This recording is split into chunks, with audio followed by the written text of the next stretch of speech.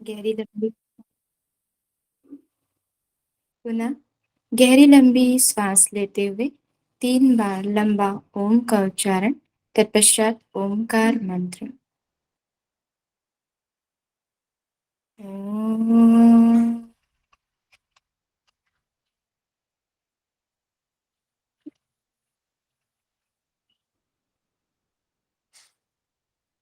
ओम।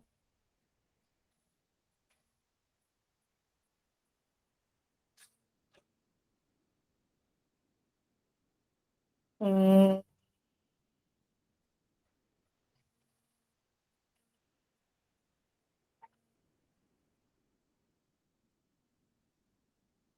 ओमकारं बिन्दु संयुक्तं नित्यं ध्यायन्ति योगिनः कामदं क्षदं चैव ओंकाराय नमो नमः। ओंकारा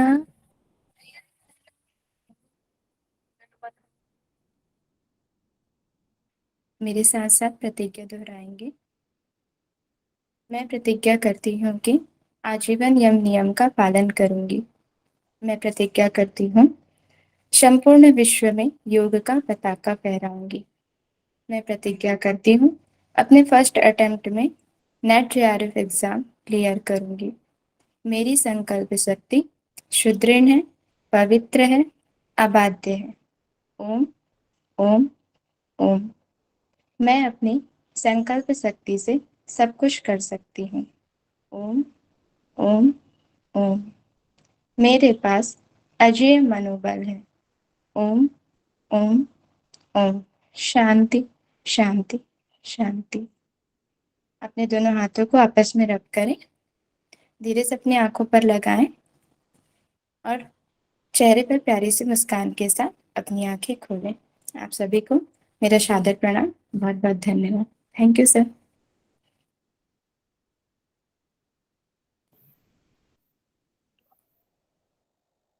थैंक यू प्रीतिका जी, इतने ही मनमोहक आवाज से आपने हमें प्रार्थना सुनाई। आज का दिन सबका शुभ हो। बहुत अच्छी आवाज है आपकी भी। Thank you sir. RJ yogic fitness Hariom ji आपको, सुनीति जी आपको भी हरिओम, ऋचा बंद किशोर आपको भी प्रणाम जी।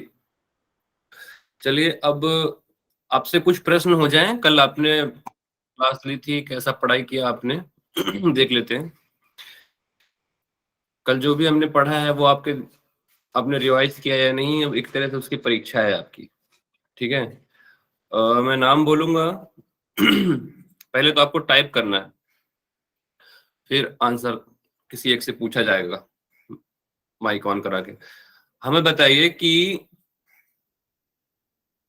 यो कुंडली उपनिषद किनके बीच का संवाद है और इसमें कुल कितने मंत्र है। ये दोनों चीज टाइप कीजिए एक साथ। कुल कितने मंत्र हैं और किनके बीच का संवाद है ये।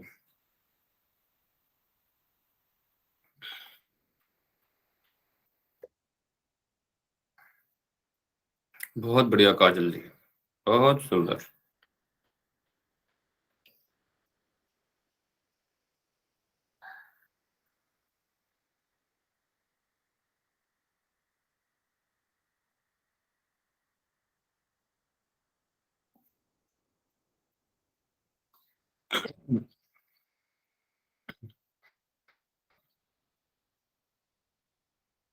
बहुत सही उत्तर आ रहा है।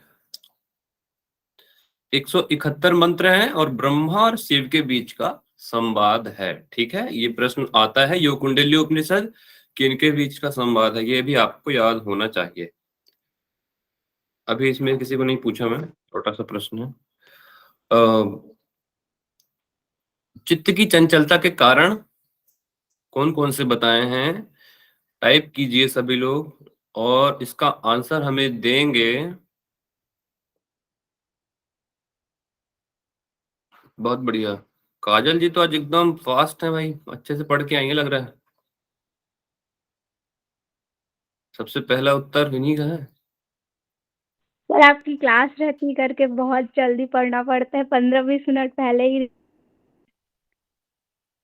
बहुत बढ़िया, बहुत बढ़िया, बहुत बढ़िया। चलिए बता दीजिए काजल जी, आप ही बता दीजिए, चित्त की चंचलता के कारण क्या बताए हैं जो कुंडली उपनिषद के अनुसार।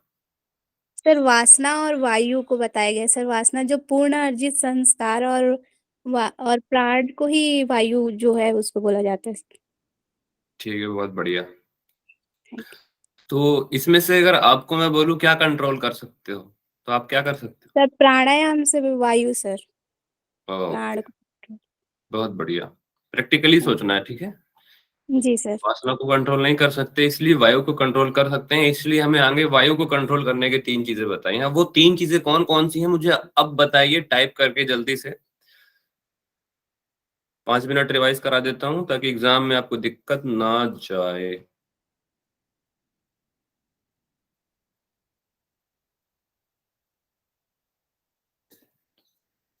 बहुत बढ़िया, बहुत सुंदर। शालिनी जी, रचना राजपूत, भारती वर्मा, लक्ष्मी साहू, भावेश कुमार, अरुणा मौर्य, साक्षी, मनोज, प्रीतिका, मनोज, काजल।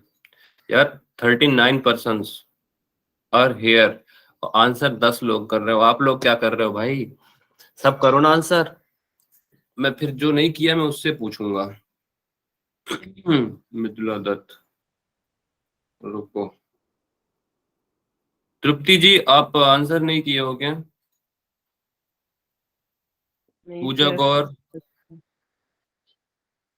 आंसर करो सब। दामिनी साहू, आप भी आंसर करो। बार बार नहीं बोलना पड़े ना, सब आंसर करो अपने से। ये आपके लिए लिखोगे तो उतनी जल्दी आपको याद रहेगा, एग्जाम में फिर रिकॉल अच्छे से कर पाओगे। इसका आंसर हमें बताएंगी दामिनी जी। दामिनी जी ओपन योर माइक, बताइए कि प्राण को वश में करने, प्राण निरोध के लिए क्या वो चीजें हैं। सर मिताहार, आसन और शक्ति चालन। ठीक है, मिताहार, आसन और शक्ति छालनी। चलिए बताइए आसन कौन कौन से बताए हैं?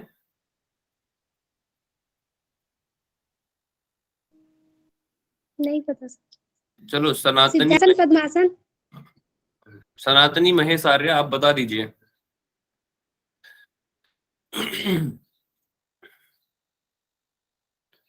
महेश बाबू। जी जी जी सर। हाँ, सर जल्दी करा करो माइक, स्पीड से काम किया करो, 1 घंटे की क्लास में बहुत ज्ञान लेना होता है। सर आसन के बारे में पता नहीं सर मुझे। अरे मैं कल लेट जुड़ा था सर, मैं कल चलो वीडियो सर हम बताएं। रुक जाइए अर्चना जी, इतनी उत्सुकता अच्छी बात नहीं। शालिनी कांता जी बताएंगी, जल्दी से बताएंगी, और 3 मिनट सर है आपके पास। पद्मासन और वज्रासन। वज्रासन किस तरह बताया शालिनी जी? वज्रासन की सर वो विधि तो क्या है? सर हम्म, इतना तो पता नहीं, याद नहीं है। चलो कोई नहीं, कोई नहीं। अ, सुनिएगा ना जिससे प्रश्न पूछूंगा। रश्मि सर खरे, आप रिकॉर्डिंग बताएंगे। सुनी थी आपकी, उसी से पता चला बस। जी, सर चलते फिरते सुन लेती हूँ ना, आपकी वर्किंग हूँ मैं। अच्छा अच्छा। देखो, नेट जे बहुत टफ नहीं है, बहुत टफ नहीं होता। बस एक चीज मांगता है आपसे, वो है डेडिकेशन, स्टेबिलिटी। कितने स्टेबल हो आप? स्टेबल हो जाओ, 6 महीने 7 महीने में पढ़ के निकाल लोगे। थोड़ा सा बस यही है सर डिमांड। इसमें एक मेरे को डाउट था, जो वज्रासन है उसका अन्य नाम सिद्धासन बोला गया है, या फिर हम वज्रासन का मेथड सिर्फ सिद्धासन जैसा है इस कारण उसको सिद्धासन करके बोले? वज्रासन की विधि क्या बताई है ये आपको याद होना चाहिए। क्वेश्चन उससे घुमा फिरा के ही आएगा, आप खुद समझ जाओगे। मतलब मैं ये पूछना चाह रही थी सर, ग्रंथ में डायरेक्ट बोला गया है वज्रासन का अन्य नाम सिद्धासन है ऐसा करके, कि हम मेथड के कारण उसको बोल नहीं रहे हैं? नहीं, वज्रासन नाम दिया है पर विधि उसकी बताई है, नाम सिद्धासन नहीं लिया है। दिखाया तो था कल में। नहीं सर, इसमें जो सिद्धासन की भांति बताया गया है, मतलब सिद्धासन की भांति बताया है, नीचे वहां पे रेफरेंस दे रखा है। पर आप वज्रासन के बारे में पढ़ोगे तो वहां सिद्धासन थोड़ी लिखा है। वो तो नीचे रिलेट करने के लिए वहां पे कुछ टिप्पणियां लिखी हुई हैं कि वज्रासन हठ प्रदीप का और घेरन संहिता के अनुसार जो सिद्धासन है यहीं पे वज्रासन बताया हुआ है। चलो एक बार इसको और देख लेंगे। सर मतलब उसमें क्या बोलते हैं, हठ प्रतिपिका में जैसे सिद्धासन का अन्य नाम बताया गया है ना, ये उसी टाइप का है कि सिर्फ हम अपने से वो किए हैं? एग्जाम में क्वेश्चन आए, मतलब अन्य नाम वाला क्वेश्चन इससे आ सकता है क्या? मेरा क्वेश्चन ये है। एग्जाम में हमारे क्वेश्चन यही आया था कि योग कुंडली उपनिषद में वज्रासन की विधि किस प्रकार बताई है, ये प्रश्न था, ऐसा ही प्रश्न था। ठीक है, पढ़े रहोगे तो बन जाएगा, इतना मत टेंशन लो, एक प्रश्न के पीछे इतना मत सोचो, आराम से बन जाएगा, पढ़ो बस। आखिरी प्रश्न आप लोग से,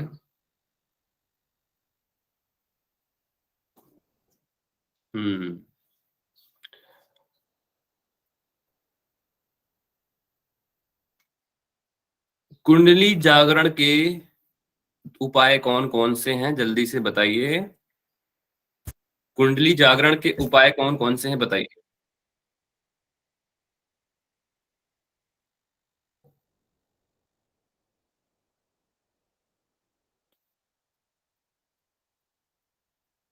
कुंडली आपको बोल दें जगाना है तो कैसे जगाओगे आप?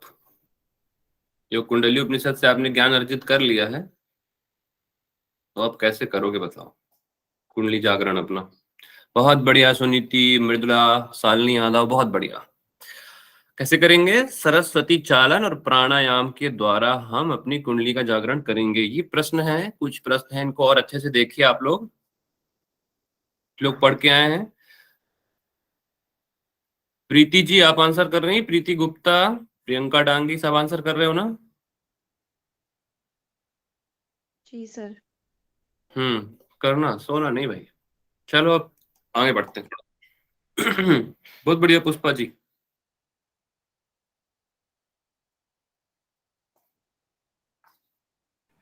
Thank you sir, good morning. Sir एक प्रश्न था, जैसे सरस्वती चालन बोला गया है तो ये प्राणायाम में अलग और ये भी अलग ऐसा रहेगा ना? थोड़ा सा समझ में नहीं आ रहा। चलो रिवीजन कर रहे हैं एक बार, रुकिए। डोंट वरी, आपकी जो भी कंफ्यूजन है वो बताइएगा, फिर हम करते हैं इसको।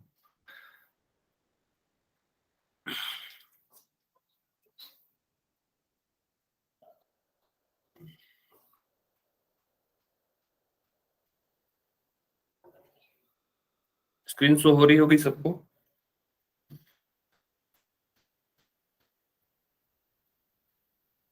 हो रही है ना? जी सर। जी सर। फटाफट क्विक रिवीजन।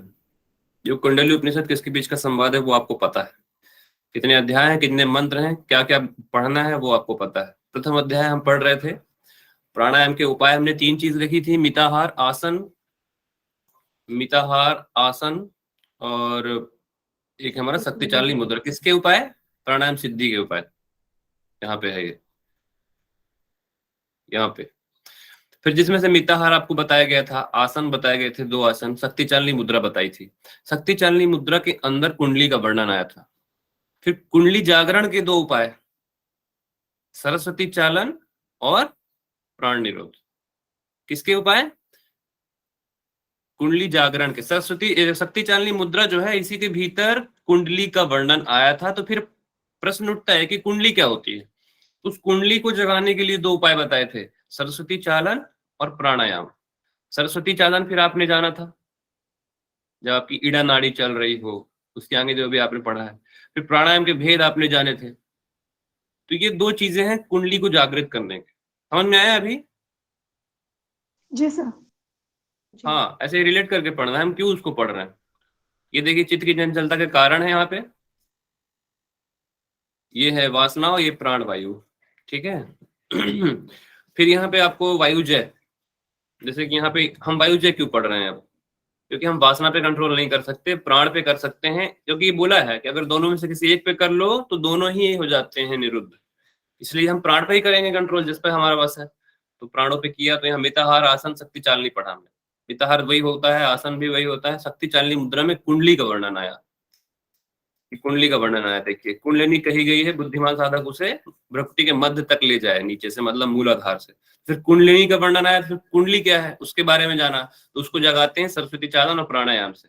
फिर सरस्वती चालन क्या है, जब ईड़ा नाड़ी चढ़ रही हो, पद्मासन में बैठकर अपने कंध के स्थान पर 12 अंगुल लंबे और 4 अंगुल चौड़े वस्त्र को लगाकर, जैसे प्राणायाम कर रहे हैं ना, अनुलोम विलोम, वही करना बोला है 4 घटी तक, 96 मिनट तक।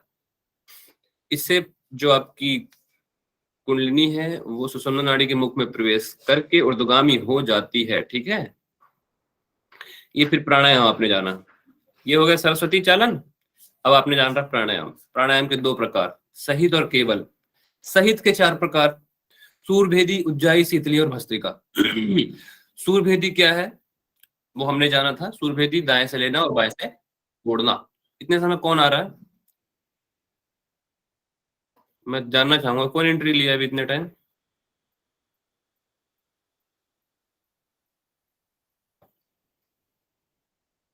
अभी कौन एंट्री लिया है,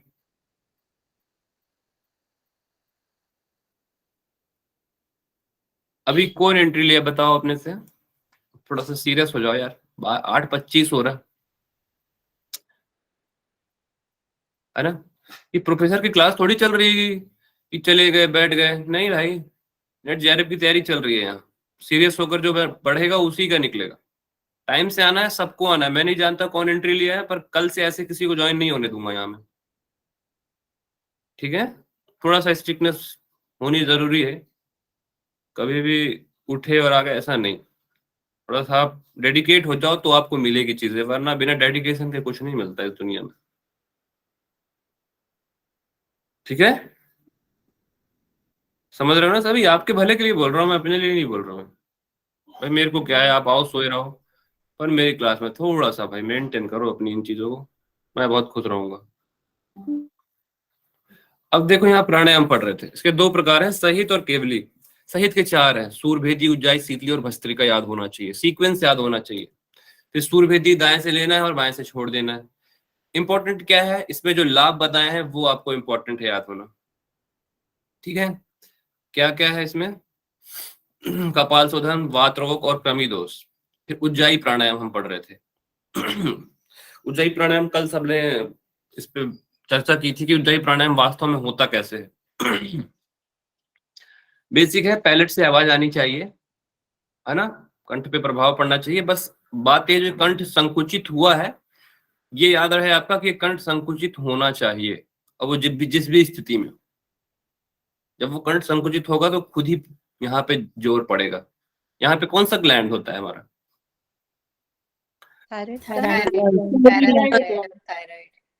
थायराइड है तो पैराथायराइड भी होगा, जी। है ना। तो यहाँ पे थायराइड और पैराथायराइड होता है, उस पे इफेक्ट पड़ना चाहिए, प्रेशर पड़ना चाहिए, एक्टिव होना चाहिए, साइंटिफिकली ये है, ठीक है। ये होता है उज्जाई प्राणायाम। करना क्या है, मुंह बंद करते हुए, मुंह बंद है, मुंह नहीं खुलेगा, दोनों नासिका छिद्रों से, ठीक है, नॉस्ट्रिल से।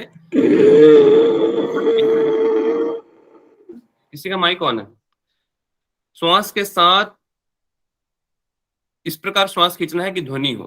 फिर ये ध्वनि जो होती है, हृदय से कंठ तक वायु को भरना है, हृदय से कंठ तक वायु को भरे, और कुंभक करना है किससे, बाई नासिका से कुंभक करना, रेचक करना है, ये इंपॉर्टेंट है।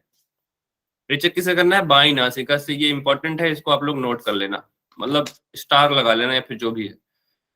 और फिर लाभ याद रखना, देखो उज्जाई है, ठंडक देगी आपको, कंठ से रिलेटेड है। तो ये ऊपर के जो हिस्से ना, ईएनटी जो होता है हमारा, ईयर नोज थ्रोट, इस पे मेन बेसिक इफेक्ट पड़ेगा उज्जाई का। कोई ज्वाइन किया क्या,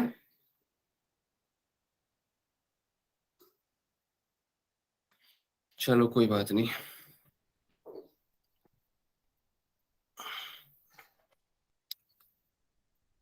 अच्छा, ज्वाइन कौन कर रहा है अभी, एमडीवाई से कौन जुड़ा है। सर ये अनीता जी ने ज्वाइन किया अभी। अनीता जी ने ज्वाइन किया अभी।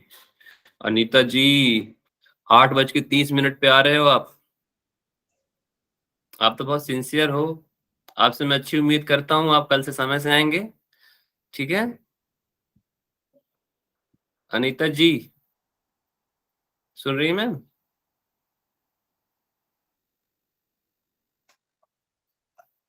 आप लोग 8-10 तक मैक्सिमम ज्वाइन कर लिया करो।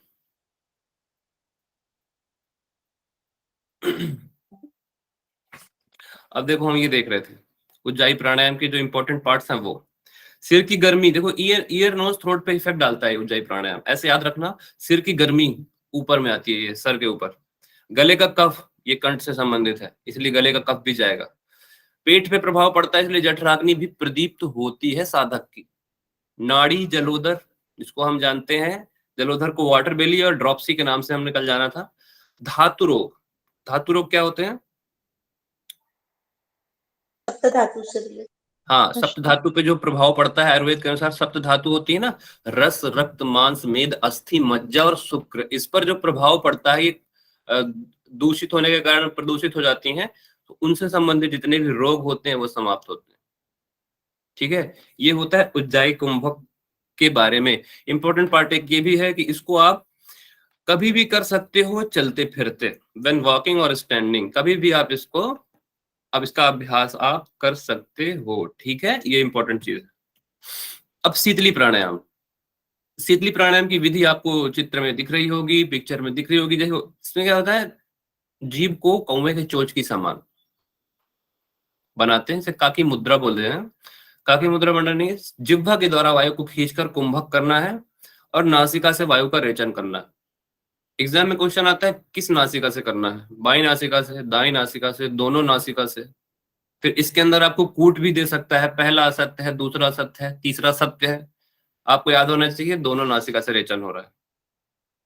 लाभ इंपॉर्टेंट है, प्लीहा रोग, स्प्लीन डिजीज याद करना हो तो आपको इंग्लिश ज्यादा बेटर होगी, ठीक है। स्प्लेनेटिक डिजीज, गुल्म वो भी स्प्लेनेटिक डिजीज है, पित्त है, ठीक है। ये जो बाल जूस जो उसको बोलते हैं, बाइल जूस होता है ना, वो उस पर रिलेटेड होता है पित्त। फिर ज्वर, फिर त्रिषा दोष, जिसे त्रिषा मतलब थर्स्ट आदि रोगों का समन होता है इससे। देख लो यहाँ पे consumption, bile, fever, thirst, poison, ये सारे जितने भी रोग हैं, त्रिषा मतलब पॉइजन, मतलब इस मुद्रा से ये होता है कि आपको जल्दी जहर का असर नहीं होगा। तृषा मतलब प्यास सर। सर तृषा मतलब प्यास होना चाहिए ना? हाँ, तृषा मतलब प्यास होना चाहिए। थर्स्ट एंड पॉइजन, यहाँ पे ज्वर है एक, ज्वर को फीवर से, तृषा आदि रोगों का समन करता है। तृषा मतलब वैसे तो ये प्यास संबंधित होता है, तृषा है आपकी, तृष्णा है आपकी, इसको आप पॉइजन से ले लो। प्यास कोई बीमारी थोड़ी है। डिहाइड्रेशन जैसा सर? हाँ, डिहाइड्रेशन हो सकता है, यस यस यस, बिल्कुल बहुत सही। ये तो इससे ना आपका गला तुरंत, जो डिहाइड्रेट होते हैं ना, तुरंत शीतलता मिलती है इससे। आपको गर्मी में करने को बोला जाता है शीतली प्राणायाम, इसलिए क्योंकि ये आपके अंदर शीतलता देता है, ठीक है। तृषा संबंधित रोग ही होगा तो उसको आप थर्स्ट से समझ सकते हो, ठीक है, मतलब जो आपको प्यास लगती है उससे संबंधित। अगला भस्त्रिका, भस्त्रिका को सबसे पहले पद्मासन में बैठना है, जैसे ये बैठी हुई है। फिर सिर गर्दन को, शरीर व गर्दन को सीधा करके तीव्र गति से वायु का पूरक और रेचक करना है। इनहेलेशन एक्सहेलेशन कैसा होगा, रैपिडली फोर्सफुली ब्रीथिंग होती है इसमें, जिससे कि वायु का स्पर्श कहां तक हो, कंठ, तालु और सिर तथा हृदय तक इसका स्पर्श होना चाहिए। हर एक पॉइंट इंपॉर्टेंट है, हर एक पॉइंट इंपॉर्टेंट है, ठीक है। अब लोहार की जो धौकनी होती है, जब उसी की तरह से करना है, तब तक करना है जब तक आपके शरीर से थकान ना जान पड़े, जब तक थकान ना आपको महसूस हो तब तक करना है। फिर दाहिने स्वर से वायु को खींचकर, मतलब इससे राइट नोस्ट्रिल से वायु को खींचकर कुंभक करके बाईं नासिका से छोड़ देना है, मतलब सूर्यभेदी प्राणायाम। फिर लाभ बताया है, कंठ की जलन मिटती है भस्त्रिका से, जठराग्नि प्रदीप्त होती है, सुख देने वाली पुण्यकारी होती है भस्त्रिका, पापों का नाशक होती है, कुंडलिनी को जगाने वाली ये होती है। कुंडलिनी जगाती है क्योंकि इससे, क्यों जगाती होगी कुंडलिनी, भस्त्रिका हमेशा से कुंडली जगाती आई है, सिद्धासन हमेशा से कुंडलिनी जगाता है। कोई कुछ नहीं बोल रहे क्या? सर मैं आंसर कोई कर डाउट दूं है? कि क्यों जगाता है। क्यों जगाता बताइए। वो सुषुम्ना के मुख में जमे हुए कफ को दूर कर देता है, इस कारण से। हाँ, सुषुम्ना के मुख में जो कफ जमा हुआ है, जो मल जमा हुआ है ना, उसको पिघलाता है ये भस्त्रिका। ठीक है, इससे कुंडलिनी जागृत होती है। फिर तीनों ग्रंथियों का भेदन भी करता है ये। मूलाधार में होती है कौन सी ग्रंथि, पढ़े हो ना? उन तीनों ग्रंथियों का भेदन भी, ब्रह्म ग्रंथि। ब्रह्मा ग्रंथि। हृदय में विष्णु ग्रंथि। यहाँ पे रुद्र। ग्रंथि। रुद्र ग्रंथि। ये याद रखना। चलो बहुत बढ़िया, इंपॉर्टेंट चीज याद रखना, हर चीज इंपॉर्टेंट है वैसे इसमें। अब देखो यहाँ पे बोला है चारों प्रकार के कुंभक को 3 बंध के साथ करना है। अब प्रश्न आता है 3 बंध क्या होंगे, वो हम आगे देखते हैं। पर कुछ चीजें और बताई हैं। पहले दिन 10-10 बार, ये प्रश्न भी आया था हमारे एग्जाम में कि 10-10 बार, 15-15 बार, 20-20 बार, ये वाला आया था। कुंभक करने का समय पहले दिन 10-10 बार, दूसरे दिन 15-15 बार, तीसरे दिन 20-20 बार। और प्रतिदिन आपको 5-5 की संख्या में इसको इंक्रीज करना है, अपनी कैपेसिटी। ठीक है, हम नॉर्मल लाइफ में भी ऐसे ही करते हैं। पहले दिन से नहीं बोल देते कि करो 5 मिनट भस्त्रिका। अब प्रथम है मूल बंध, दूसरा है उद्यान बंध, तीसरा है जालंधर बंध। हर ग्रंथ में अलग अलग दे रखा है सीक्वेंस, हर ग्रंथ में। हठ योगी ग्रंथ में भी अलग है, शिव संहिता में अलग है। जब आप पढ़ोगे तो कंफ्यूजन कब होगा मालूम है? शिव संहिता पढ़ोगे तब, घेरण संहिता पढ़ोगे तब। अभी तो नॉर्मल लग रहा होगा कि उसमें क्या है, अभी सबको याद है। पर जब आप इसको पढ़ लोगे ना, फिर जब वो मिक्सचर बन के तैयार होगा ना, तो उससे आपके स्मृति भ्रम स्टार्ट होंगे। इसलिए रिवीजन अच्छे से करना। मूल बंध, उद्यान बंध, जालंधर बंध, ये 3 बंध होते हैं। सीक्वेंस याद रखना इसका, इंपॉर्टेंट है। अब मूल बंध सभी परिचित हैं, मूल में होता है, मूलाधार के पास। शरीर के अधोभाग में विचरण, अधोभाग मतलब नीचे का भाग, ठीक है, जहां पायु मूल होता है वहां पे। तो वहां पे विचरण करने वाले अपान वायु को क्या करना है? गुदा को संकुचित करके। गुदा को संकुचित करना क्या है? अश्विनी मुद्रा। अश्विनी मुद्रा। गुदा को संकुचित करना अर्थात अश्विनी मुद्रा करते हुए बलपूर्वक उठाना। किसको? उस अपान वायु को। उठाने की प्रक्रिया मूलबंध कही जाती है। तो इसमें लाभ क्या हुआ? अब वो अपान वायु ऊपर उठ रही है तो क्या होगा, देखते हैं लाभ में। अपान वायु ऊर्ध्वगमन जब होती है तो वह्नि मंडल, वह्नि मंडल एक प्रदेश होता है वहां से, तो वहां पे क्या होता है? प्राण अग्नि और अपान अग्नि जब मिलती है आपस में, ठीक है, तो क्या होगा? अब प्राण और अपान मिल गया तो समझ रहे हो, प्राण और अपान मिलना, क्या कई जगह तो इसको ही योग बोला है, मालूम है ना सबको। प्राण और अपान के मिल जाने से देहजन विकार जल जाते हैं, अग्नि से तप्त होकर कुंडलिनी भी सीधी हो जाती है। ठीक है, यहां से आपको ये देखो, देहजन विकार जल जाते हैं, यहाँ पे आपको कूट बन के एग्जाम में पूछ सकता है, इसलिए आप इसको अच्छे से पढ़ना, ये लाभ इंपॉर्टेंट है। अब पढ़ते हैं उद्यान बन। उद्यान बन जैसे हम करते हैं नॉर्मली वैसा ही होगा, देखते हैं नया क्या है। कुंभक करके जब रेचन करते हैं, कुंभक करके जब रेचन करते हैं, उससे पहले उद्यान बंद किया जाता है। अब इंपॉर्टेंट पार्ट ये है कि कुंभक करके जब रेचन करते हैं तब उद्यान बंद, मतलब जब तुमने श्वास होल्ड की हुई है, जब श्वास बाहर छोड़ते हैं, श्वास बाहर छोड़ते हैं तभी पेट अंदर जाता है ना, नॉर्मली वही चीज बोला है। जब आपको उद्यान बंद लगाना है तो क्या श्वास को अंदर लेकर उद्यान बंद लगाओगे भाई? ना।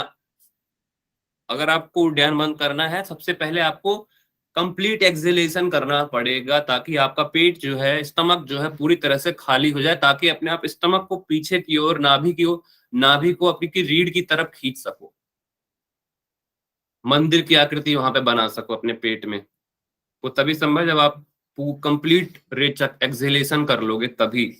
जिससे होगा क्या? जिससे रेचन से पहले बोला गया है, रेचन करते हैं उससे पहले करना है उद्यान बन। कुंभक सर, करेंगे, ये फिर उद्यान बन, फिर रेचन करेंगे।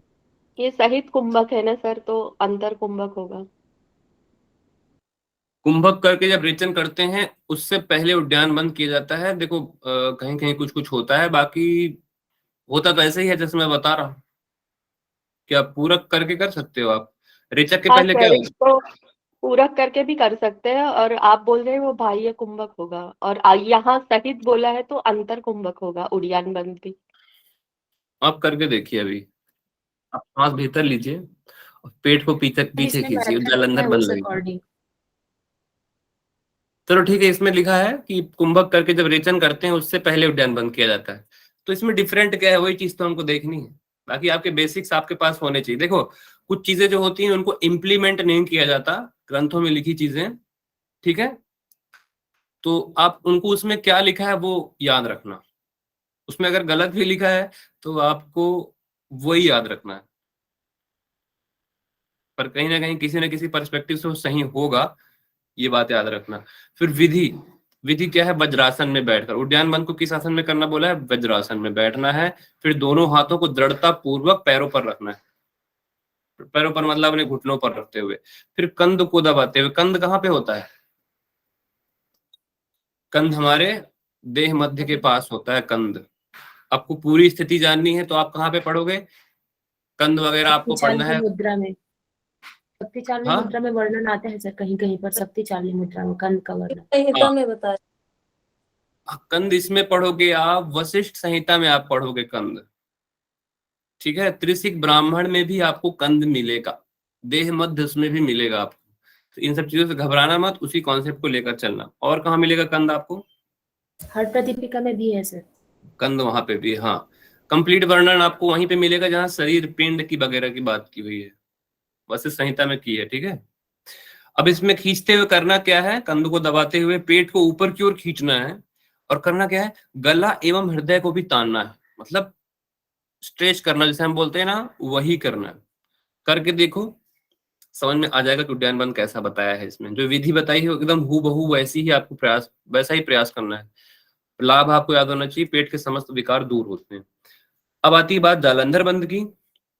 अब इसको पूरक के अंत में जो मैंने बताया, ये रेचक के अंत होना चाहिए पर यहाँ थोड़ा सा मिस्टेक है। देखो यहाँ पे पूरक के अंत में, पूरक के अंत मतलब ये पूरक है। अब अंत हो गया जब मैं उसे होल्ड कर लिया। वायु को रोकने के लिए कंठ संकोचन क्रिया करते हैं, उसे ही जालंधर बंद कहते हैं। प्रैक्टिकल इंप्लीमेंट बहुत जरूरी है पढ़ते समय इन सब चीजों को। समझ आया? जब यहाँ पूरक के अंत हो रहा है तो यहाँ रेचक के अंत होगा ना। ये हम गलतियां खुद से निकाल सकते हैं। द बंद कॉल्ड जालंधर बंद should be practice at the end of.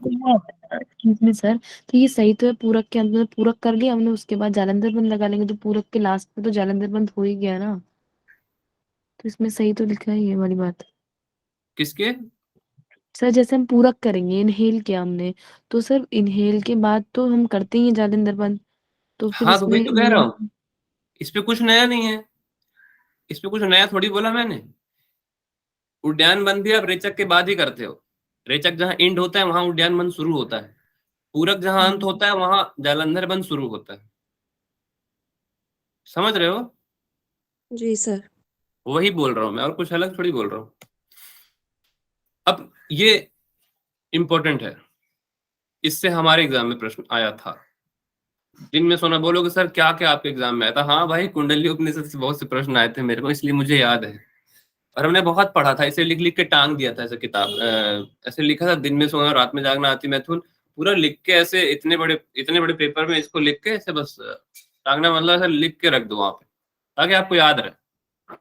दिन में सोना नहीं है आपको, रात्रि में जागना, अति मैथुन, मल एवं मूत्र के वेग को रोकना, बहुत ज्यादा चलना अच्छी बात नहीं होती, आसनों का उचित ढंग से अभ्यास ना करना। कुछ व्यक्ति, देखो यहाँ हमारे योग में ना एक प्रिंसिपल होता है, आप सही करो या ना करो, लाभ लो या ना लो, गलत मत करना। मतलब आपको फायदा हो या ना हो, नुकसान नहीं होना चाहिए। आसन की एक बात, खास बात यही होती है कि आप कुछ भी कर रहे हो। कई लोग को मैंने देखा है, जब मैं यहाँ थेरेपी के लिए आते हैं बीएचयू में, ओपीडी में जब मैं बैठा होता हूँ तो सर भेजते हैं मेरे पास, वहां मैंने देखा है कि काफी लोग जो होते हैं ना, मैं उनसे पूछता हूँ योगा जानते हैं आप? बोलते हैं हाँ जानते हैं। अब उनसे मैं नाड़ी शोधन, जैसे कि मैं उनसे बोलता हूँ नाड़ी शोधन, क्योंकि मेंटली डिसऑर्डर वाले पेशेंट ज्यादा आते हैं, डिप्रेशन, एंजाइटी, नींद नहीं आ रही है, बहुत ज्यादा ओवर थिंकिंग वाले पेशेंट आते हैं हमारे पास, उनको ही मैं हैंडल करता हूँ। तो वहाँ बहुत सारे इस तरह के पेशेंट मिलते हैं।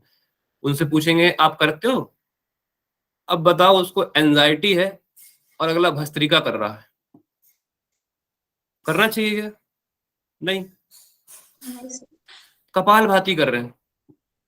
आई एक थी, नहीं बहुत सारे गांव हैं, गाजीपुर बहुत कुछ है, तो उनसे मैं पूछा कि आप करते हो योगा, तो वो बोलती हैं कि हाँ करती हूँ सर, कपालभाति करती हूँ।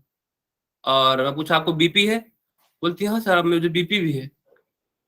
मतलब योग के प्रति आपका झुकाव अच्छी बात है, उसमें कोई डाउट नहीं है, पर कम से कम पता तो हो कि हम जो कर रहे हैं वो फायदा कर रहा है मेरे शरीर के अकॉर्डिंग या नहीं। और वो लगी एकदम कपालभाति करने में, बोला धन्य है। उनको लाभ नहीं मिल रहा, उल्टा घाटा मिल रहा। घाटा मतलब नुकसान हो। वो कपालभाति भी सही नहीं होती कभी कभी, बिल्कुल उल्टे करती है। नहीं अगर सर मान लो लेकिन ना काफी काफी जगह जैसे आसन आपने बोला है तो अलग अलग तरीके से भी करता है ना कोई, जैसे कोई भी नाड़ी शोधन इनहेल करके फिर वो करता है, तो अलग अलग तरीका भी तो होता है हर एक जगह का करने का, हर एक इंस्टीट्यूट का या हर एक सिखाने वालों का, ये भी नाड़ी तो है। शोधन तो जैसे होता है वो वैसे ही होता है ना मैम। सर लेकिन आसन की बात कर रही हूँ, एक्चुअली सर आसन क्या है कि ये जो भी इन आसन तो चलो जनरल फिर भी ठीक है। पॉपुलेशन है ना जहाँ की आप बात बता रहे हैं, वहाँ क्या है ये लोग गुरुजी लोगों को ज्यादा देखते हैं, और सारे गुरुजी का ना अपना अपना अलग अलग ही रोल है। आप देखिए सारे उठा के, चाहे हमारे रामदेव जी बाबा जी हैं, चाहे आप श्री श्री का देख लीजिए, सबका नाम बिल्कुल डिफरेंट थिंग ही मिलेगा आपको। तो वो क्या उनको फॉलो करते हैं। मेरे पास भी एक एंजाइटी की पेशेंट है और वो 20 साल से योगा करते आई। सर एक भी चीजें अगर करेक्ट हो ना, आप देख के ना सिर पड़ के बैठ जाएंगे, और वो लोग ऐसे कॉन्फिडेंस से बोलते हैं हम तो इतने सालों से करते आ रहे हैं। तो ये बड़ा डिफिकल्ट हो जाता है कि वो टीवी पे जो आ रहा है, जो गुरुजी के शिविर में जा रहे हैं, जो कर रहे हैं वही करते आ रहे हैं, उनको एक्चुअलिटी कुछ नहीं। इवन इसमें मैं श्योर हूँ कि अपने जितने भी स्टूडेंट हैं इसमें 80% लोगों को प्रॉपर चीजें नहीं पता होंगी। प्रैक्टिकल अभी अभी जब आप बता रहे हैं प्रैक्टिकली, जो आप एक एक चीज को हाईलाइट कर रहे हैं ना सर, वो और भी सब्जेक्ट हमने पढ़े हैं, ऐसा नहीं है किसी का अच्छा और बुरा का नहीं है। इसमें ये है कि जो आपका ये है ना थ्योरी है जो आप लगा के बता रहे हैं, हम लोगों को टाइम टेकिंग है, बट आप एकदम क्लियर कर रहे हैं, वो और जगह नहीं है सर। तो हम लोगों को ये कॉन्सेप्ट बहुत सारे नहीं क्लियर है। ये मेरा ओपिनियन है, मुझे ऐसा लगता है, तो इसलिए मैं हाँ बोल रही हूँ। सही लग रहा है आप, क्योंकि सर बहुत बाबा रामदेव जी तो कहते हैं कि भस्त्रिका का करो तो इतने फास्ट करो, 100 राउंड लो, 200 राउंड लो, एक साथ राउंड। आपने नहीं नहीं ऐसा नहीं तो नहीं बात नहीं नहीं। मुझे भी ऐसा लगता था कि वो हमें ऐसा बोल रहे हैं कि 5 मिनट एकदम करने बैठ जाओ। नहीं बोलते ऐसा, वो उनको उनके लिए बोलते हैं जो योगा कर रहे हैं, यंग के लिए। मैंने उनका देखा है ऐसे सर। यस सर, वो मतलब ये कि यंग के लिए बोलता है, डिजीज वाले के लिए वो डिजीज स्पेसिफिक हाँ रोग भी वो साफ होते साफ हैं। बोल रखे हैं, जिनको ये प्रॉब्लम हो, जिनको ये प्रॉब्लम हो, जिनको बीपी की प्रॉब्लम हो, ये ना करें, और जो मस्त है जवान है वो मेरे साथ 5 मिनट बैठकर करें। हमने भी किया है उनके साथ, मतलब टीवी में हम भी भाई संस्कार। हम तो, मैं आज तक रामदेव बाबा से नहीं मिला, मेरी दिल की इच्छा है और मेरी मिलने भी है की सर। उनसे, हरिद्वार जाने की। अ, हरिद्वार नहीं गया मैं आज तक, तो जाऊंगा। पर ऐसा है और कि सर मतलब उन्हीं की रामदेव वजह से बाबा जो मतलब देश लोग को दे इतना, रहे हैं वो यस सर, इतना स्प्रेड अतुलनीय हो है। रहा है। जी पर सर, वो बात तो बहुत। हाँ पर बात ये है जब वो अपना टीवी में देख कर करने से बहुत से लोगों को रोग होता है। टीवी में देख के पता नहीं होता ना किसे नहीं करना है, और करेक्ट करने वाला कोई नहीं होता, कौन सही कर रहा है कोई नहीं गलत कर होता, रहा तो इससे है। रोग भी होते हैं। इसका एक नेगेटिव पॉइंट ये भी है, ये आप मान सकते हो, ठीक है। पर हमको ऐसा नहीं करना है, इसलिए हमने योगा ज्वाइन किया हुआ है। हमको देखना है, गलती देखनी है, और हमको गलतियों को रोकना है। नहीं आपको ये नहीं करना है, इससे आपको नुकसान होगा। आपको ये नहीं खाना है, आपको गैस बन रही है तो क्या खाना है क्या नहीं खाना है, ये आपकी जिम्मेदारी है। योग को केवल जेआरएफ नहीं, आप समर्पित भाव से इस देश को देने के लिए सोचोगे तो आप अच्छा कर पाओगे, ठीक है। अब देखो यहाँ पे हम इसको सीक्वेंस हमको सर याद मेरा रखना। मेरा एक प्रश्न है आपसे कि जैसे जो डिप्रेशन के पेशेंट होते हैं, क्या उनको ध्यान करवाना चाहिए कि नहीं करवाना चाहिए, या फिर नहीं, जैसे उनके लिए नहीं ना? नहीं करवाया जाता उनको ध्यान। ऑलरेडी उनकी बीटा वेव्स ज्यादा दौड़ रही हैं। राइट। चलिए, दिन में सोना, रात्रि में जागना, अति मैथुन, मल मूत्र के वेग को रोकना, ये सारी गलत चीजें हैं। ज्यादा चलना, आसनों का उचित ढंग से ना करना, प्राणायाम की क्रिया में बहुत शक्ति लगाना, जितनी आपकी कैपेसिटी नहीं है उतने से ज्यादा आप एनर्जी उसको दे रहे हो, गलत है। ज्यादा चिंतित रहना, है ना, एंजाइटी फील करना, ओवर थिंकिंग करना, ये सारे चीजों से साधक रोगी हो जाता है। इसलिए चिल करो, खुश रहो। पढ़ने बस से काम नहीं चलेगा। इसको देख लिया, सीखो इससे। अब योग के विघ्न बताएं। विघ्न क्या क्या हो सकते हैं? क्या है विघ्न?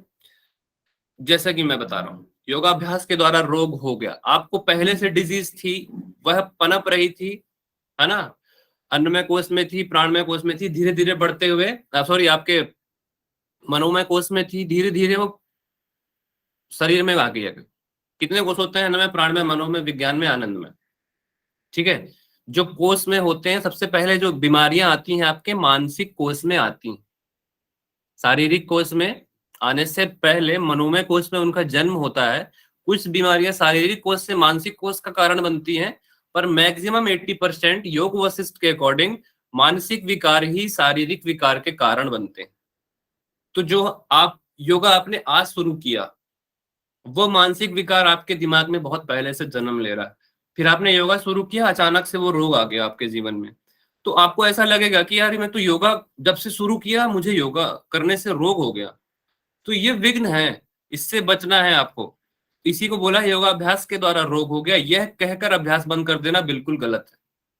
साधना पर शंका करना, विश्वास ना होना, अरे क्या होता है नाड़ी साधन प्राणायाम से? कुछ नहीं होता है, कुछ तो है नहीं, बस यही तो कर रहे हैं, इसमें कुछ थोड़ी होगा। ऐसा विश्वास करने वाले लोग जो हैं, ये योगाभ्यास के विघ्न कहे जाते हैं। प्रमाद, आप सीख तो गए, कर तो रहे, पर आप कर नहीं रहे हो, आपको आलस है। ठीक है, आपको आलस है, इच्छा नहीं हो रही आपकी, बहुत सोते हो आप, बहुत ज्यादा नींद लेते हो, साधना से प्रेम ही नहीं है आपको, है ना। तो यही है भ्रांतियां, गलत फहमी, विषय वासना में अनुरुक्ति, चित्त मन पर नियंत्रण नहीं है, अनाख्य, अप्रसिद्धि, योग तत्व का प्राप्त ना होना, ये सारी चीजें योग के विघ्न है। ठीक है, ये 10 के 10 आपको सीक्वेंस वाइज याद होने चाहिए। 3 ग्रंथियों का भेदन। अब देखो, हम आगे वहां पे, हम कहां पे थे? मान लो हम मूलबंध में थे। मूलबंध के आगे की कहानी है, जब आपने मूलबंध किया, प्राण का अपान से मिलान हुआ, तो कुंडलिनी तीनों ग्रंथियों का भेदन करती है। कैसे करती है वो देखते हैं। फिर कुंडलिनी शक्ति जो होती है वो सीधी होकर सुषुम्ना के मुख में प्रवेश करती है। कुंडलिनी जो गोल गोल थी, फिर वो सुषुम्ना के मुख में प्रवेश करती है।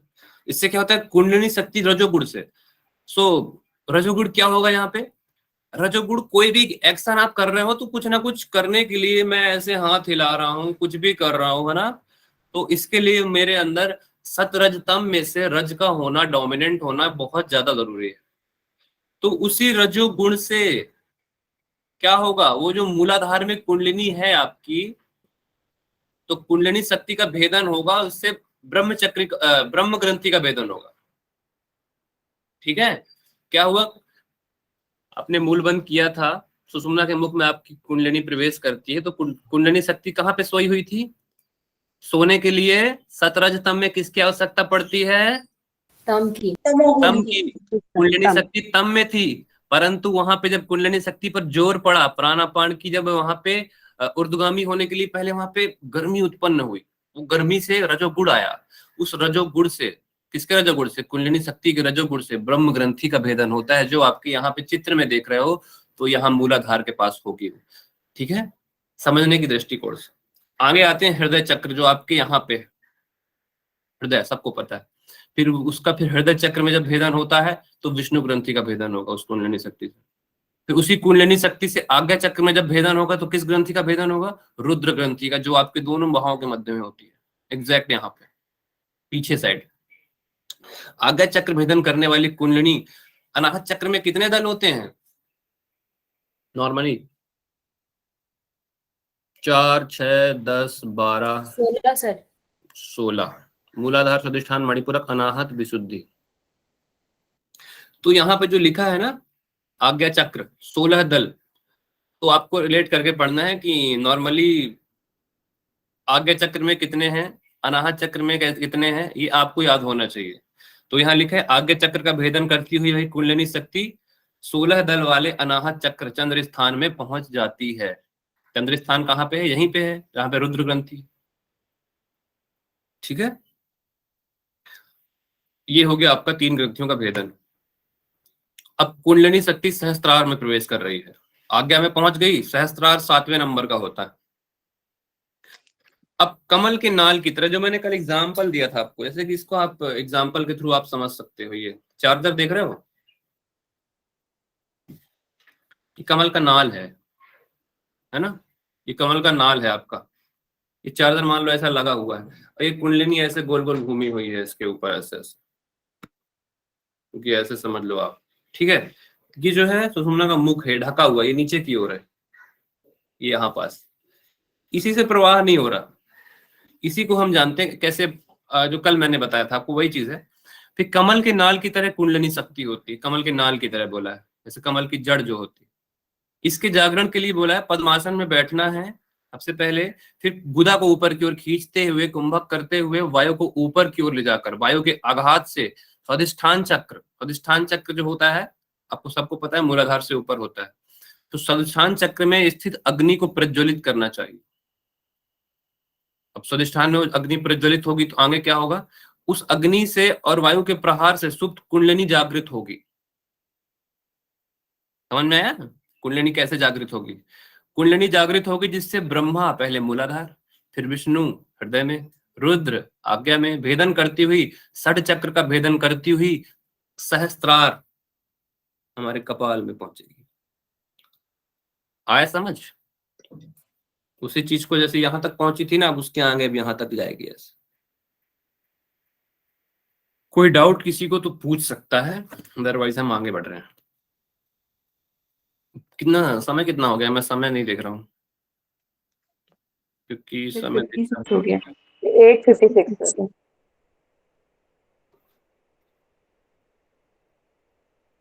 8:56, ऐसा कुछ 9 बज ही जाएगा ना। हाँ, थोड़ा सा देख ही लेते इसको। अब प्राण आदि जो होते हैं, जितने ही प्राण, प्राणापान समान उदान व्यान, इन सब का शिव तत्व में विलीन होना। ठीक है, शिव तत्व पे समर्पित है ये। तो 3 ग्रंथियों के जागरण के पश्चात जब 3 ग्रंथियां आपकी जाग गई, तब मन अंतर्मुखी होकर, जो बाह्य विषयों की ओर भाग रहा है वो अंतर्मुखी हो जाता है, और जो साधक होता है वह स्वयं में ही आनंद की अनुभूति करता है। जो मैंने आपको बताया था शुरू में, ये विषय जो पढ़ रहे हैं ये अनुभूति का विषय है। यह वेद जो है ये वेदना के विषय हैं। वेदना कैसी? जो आप फील करते हो, महसूस करते हो, अनुभव करते हो। तो इसी जो आनंद है, अनुभूति का विषय है। ये तभी होगा जब आपका प्राण वास्तव में शिव तत्व से मिले। परंतु आप उसे महसूस तो कर नहीं सकते, तो आप कम से कम एक ऐसी इमेजिनेशन बनाइए, जैसे कि आप अवतार मूवी आपने देख रखी, बेस्ट मूवी है वो, है ना। पहली अवतार, सेकंड तो मैंने देखी नहीं। पहली अवतार जब मैं देखा था, कितनी अच्छी इमेजिनेशन है वहां। उसमें दिखाया गया है कि लोग बाग अपनी इस बढ़ती आधुनिकता में किस तरह इस प्रकृति का हनन कर रहे हैं। हम कितना हनन कर रहे हैं हम खुद जानते हैं। वास्तव में नेचर क्या है वो उस मूवी में दिखाया गया है। फिर एंड में जब ये चीज पता चलती है तो प्रकृति ही उन अवतार में जितने भी होते हैं स्पेसीज, उनको उनका साथ देती है प्रकृति। वो प्रेम आपको देखने को मिलता है। जब आप प्रकृति से प्रेम करते हैं तो प्रकृति भी आपको वह प्रेम वापस देती है। उन सब चीजों को, जैसे वो इमेजिनेशन जो वर्ल्ड था वो एक इमेजिनेशन है जेम्स कैमरॉन की, उनके जो डायरेक्टर हैं। तो उस जेम्स कैमरॉन से आप ये सीख सकते हो कि एक इमेजिनेशन की दुनिया भी है जो आपको वास्तविक दुनिया में भी एक अलग तरीके से, अलग पर्सपेक्टिव से सोचने का नजरिया बदलती है। उसी आनंद को भी आप एक ऐसे पर्सपेक्टिव से इमेजिन करो जो आपको बहुत दिनों तक आपके दिमाग में रहे। वो आपके ऊपर है। अब इसमें बताया हुआ कुंडलिनी शक्ति अष्टधा प्रकृति। अष्टधा प्रकृति पहले भी आ चुका है। कहाँ पे आया भाई? वहां पे आया उपनिषद में सर। बहुत हार्ड। पंच तत्व, मन, बुद्धि और अहंकार, 5, 6, 7, 8। ये 5, 6, 7, 8 है ना। तो ये 8 मिलाकर अष्टधा प्रकृति बनाते हैं। जब आपकी कुंडलिनी शक्ति जागृत हो गई तो इन्हीं 5 प्रकार की प्रकृति से, अहंकार, इन सारी चीजों से ऊपर उठता हुआ कहाँ पे हो जाता है, मिल जाता है, शिव से जाकर एकाकार हो जाता है। अहम शिवो अहम, शिवो अहम जो होता है ना, मैं ही शिव हूँ, शिव के साथ आपका तदाकार हो जाता है। इस प्रकार अधोभाग स्थित रज, स्त्रियों में रज होगा, फीमेल में रज, व ऊर्ध्व स्थित शुक्ल, मेल में शुक्र होगा। शुक्ल नहीं है, शुक्र होगा, ठीक है। शुक्र मतलब जो हमारे वहां पर अधोभाग में वेद। हाँ, तो इस प्रकार जो है अधोभाग स्थित रज व शुक्र वायु के वेग से जब मिल जाते हैं, शिव में मिल जाते हैं, तब प्राण व अपान का भी योग होने से आप शिव के साथ अदाकार होता है। ठीक है, आज हम यहीं तक रखते हैं। 8:59 भी हो गया। अब फटाफट आपका फीडबैक ले लेता हूं, क्योंकि वो भी बहुत जरूरी चीज है। आज ज्यादा लोग जुड़े हैं, बिना फीडबैक दिए भागना मत। सर मेरा एक क्वेश्चन था। बिल्कुल भारती जी, पूछिए। सर फीडबैक आपने एक देकर बुक बताइए आपकी क्लास समझ में आई कि नहीं, और लोग समझ में आया? कोई डाउट हो, डाउट सेशन में, डाउट सेक्शन में आप यहाँ पे रख सकते हो उसको, फिर उस पर भी हम चर्चा करेंगे। हाँ जी भारती जी, बताइए। सर आपने जो एक बुक रिकमेंड की थी उपनिषद सार संग्रह, वो मेरे पास है। तो सर उसी से मतलब पढ़ने से अगर हो जाएगा कि इसके लिए स्पेसिफिक और नोट्स बनाने हैं, क्योंकि आप जो पढ़ा रहे थे वो उसमें है पर बाकी की चीजें तो थोड़ी सी नहीं है। तो वही जानना था, मतलब अभी नोट्स बनाने का टाइम इतना नहीं है तो। सर ने अभी जो पढ़ा है वो तो है बुक में, लेकिन वो जो 10 बताए ना, वो उनका कुछ सिर्फ लिखा है कि 10 अभिज्ञ लास्ट है। लास्ट की चीजें नहीं है, तो वही मुझे पूछना था। देखो, वो मैंने बता उनके लिए जो आलसी हैं, वो जो आलसी हैं, जो केवल नेट चाहते हैं, बुरा मत मानना, पर मैं सच बोलता हूँ, मैं मुंह में बोलता हूँ। मेरे अंदर की क्वालिटी है कि मैं कभी घुमा फिरा के बात नहीं करता, जो हूँ बी ओरिजिनल, सीधा बोलता हूँ। जिसको नेट चाहिए वो पढ़ लो उससे, जिसको जेआरएफ चाहिए वो जैसे मैं पढ़ा रहा हूँ वैसे ही पढ़ो, बल्कि एक्स्ट्रा पढ़ो। मुझे पीडीएफ भेज रखी है, उस पे भी जाके आप अलग से देखो कि यार सर ने तो पढ़ाया, मेरे को कुछ अलग से भी है क्या इसमें जो मैं पढ़ सकता हूँ, पढ़ सकती हूँ, पढ़ सकता हूँ। ठीक है, आप लोग का फीडबैक जरूरी है। प्रियंका जी बोल रही है सुपर, अति उत्तम सर, बहुत अच्छी क्लास रही सर, थैंक यू सर। प्रणाम सर। जी ऋचा जी, आपके देखो YouTube में भी जो वीडियोस देखते हैं मेरे, उनके भी ऊपर एक जिम्मेदारी है कि आप अपने अच्छे अच्छे कमेंट, जो भी आपको लगता है अच्छा बुरा, वो भी दिया करो हमको फीडबैक। फीडबैक बहुत अच्छा लगता है देख के।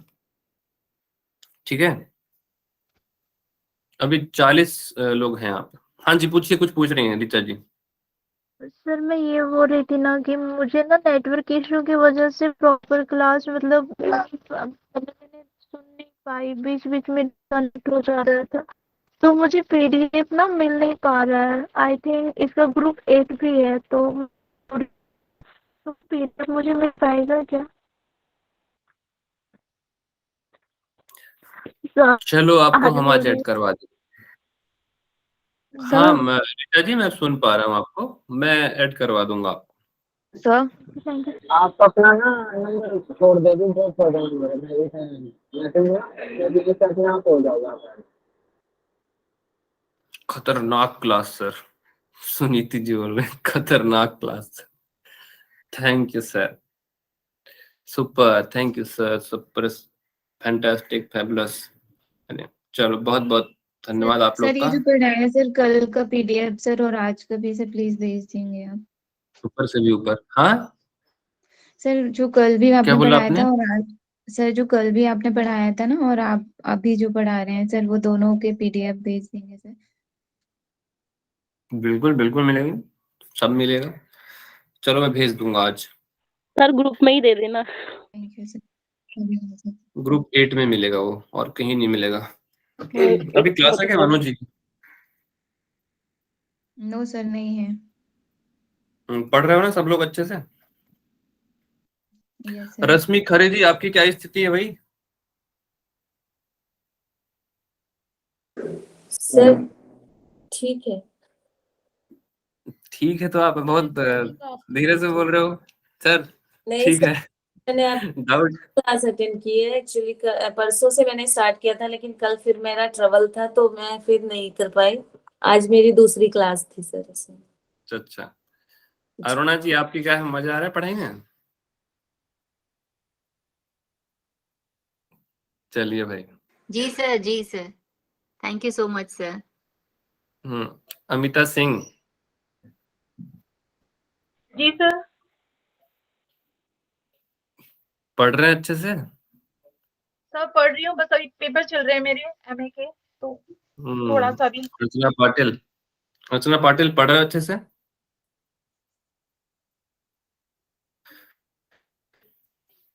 पाटिल जी, आवाज आ रही है आपको? सर थोड़ा सा घर में थोड़ा काम चल रहा था, लेकिन मैं आपका वीडियो सुन रही हूँ और ठीक, उपनिषदों का जो मिला है वो भी पढ़ रही हूँ थोड़ा। बहुत बढ़िया। Priyanka Dangi, yes sir. क्या स्थिति है भाई? प्ले पढ़ रहे हैं सर। मस्त पढ़ रहे हैं सर, मन लगा के पढ़ रहे हैं, ऐसे बोला करो।